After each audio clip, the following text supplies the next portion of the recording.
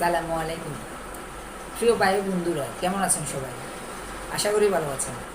কি অলৌকিক ঘটনা ঘটলে ইমাম মেহেদী চলে আসবে আপনারা বুঝবেন, ওই সম্পর্কে আমি আলোচনা করার চেষ্টা করব।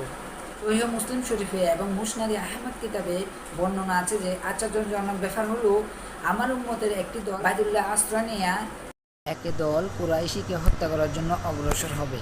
দলটি মরুভূমিতে অবস্থানরত অবস্থায় ভূমিকম্পের সম্মুখীন হবে। উল্লেখ্য যে এখানে কুরাইশি বলে ইমাম মেহেদী আলাইহিস সালামের উদ্দেশ্য।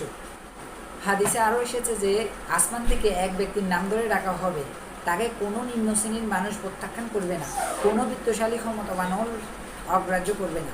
হযরত ইবনে মাসউদ রাদিয়াল্লাহু তাআলা হতে বর্ণিত, সূর্যের মাঝে যখন একটি আশ্চর্যজনক চিহ্ন প্রকাশ পাবে, ইমাম মেহেদী তখনই আত্মপ্রকাশ করবেন। এখানে ইমাম মেহেদী আলাইহিস সালামের আত্মপ্রকাশ করার কথা সুস্পষ্ট উল্লেখ রয়েছে। হাদিসে এসেছে রাসূল পাক সাল্লাল্লাহু আলাইহি সাল্লাম বলেছেন, সেই জামানায় এক ব্যক্তি খলিফা হয়ে আসবেন, তিনি মানুষের মাঝে সম্পদ বন্টন করবেন। সহিহ মুসলিম। হযরত আয়েশা রাদিয়াল্লাহু তাআলা হতে বর্ণিত আছে যে রাসূল পাক সাল্লাল্লাহু আলাইহি সাল্লাম বলেছেন, আশ্চর্য হচ্ছে যে এই ভেবে যে আমার উম্মতের মধ্যে একটি দল বাইতুল্লাহ আশ্রয় নিয়ে এক ব্যক্তিকে আক্রমণ করতে অগ্রসর হবে। যখনই তারা মরু প্রান্তের ফাড়ি দেবে, তখন তাদেরকে জমিনের ভেতর ধসিয়ে দেওয়া হবে। সহিহ বুখারী। এখানে বাইতুল্লাহ বলে ইমাম মেহেদী আলাইহিস সালামকে বোঝানোর উদ্দেশ্য। হযরত আব্দুল্লাহ ইবনে আব্বাস রাদিয়াল্লাহু তাআলা হতে বর্ণিত, তিনি বলেন, সেই জামানায় আমাদের বংশ হতে 3 ব্যক্তি আগমন করবেন, জাফফা, মানসুর এবং ইমাম মাহদী। হাদিসে এসেছে যে রাসূল পাক সাল্লাল্লাহু আলাইহি সাল্লাম বলেছেন, আমার উম্মতের মাঝে মাহদীর আত্মপ্রকাশ হবে, তিনি সর্বনিম্ন 7 বছর ও সর্বোচ্চ 9 বছর শাসন কার্য পরিচালনা করবেন। বিশিষ্ট তায়েবী ও বুখারীর অন্যতম বর্ণনাকারী হযরত মুহাম্মদ ইবনে শিরিন রাদিয়াল্লাহু তাআলা হতে বর্ণিত যে ইমাম মেহেদী আলাইহিস সালাম উম্মতের মধ্যে থেকে আসবেন, তিনি হযরত ঈসা আলাইহিস সালামের ইমামতি করবেন।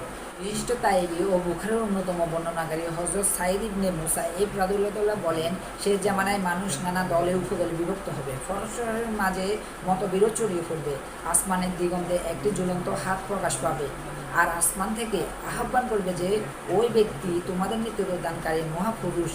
হাদিসে এসেছে, তোমাদের মধ্য হতে 3টি দল ধনভাণ্ডার সংঘাতে লিপ্ত হবে, সবাই নিজেদের ইমাম মেহেদী আলাইহিস সালামের অনুসারী হওয়ার দাবি করবে। এদের একটি দল টিকে থাকবে, যখন তোমরা তাদের নেতাকে দেখতে পাবে তখন তার হাতে বায়াত নেবে, যদিও শীতল বরফের উপর হামাগুড়ি দিয়ে যেতে হয়, তবুও অবশ্যই এই ব্যক্তি আল্লাহ তাআলার খলিফা ইমাম মাহদী। হাদিসে আরও এসেছে, রাসূল পাক সাল্লাল্লাহু আলাইহি সাল্লাম বলেছেন, সেই জামানায় এক ব্যক্তি খলিফা হয়ে আসবেন, তিনি মানুষের মাঝে সম্পদ বন্টন করবেন। আশা করি ইমাম মেহেদী আলাইহিস সালামের আগমন নিয়ে ইসলামিক জ্ঞানশূন্য এক শ্রেণীর লোকের সন্দেহ ও সংশয় নিরসন হবে। সবাই ভালো থাকবেন। আসসালামু আলাইকুম।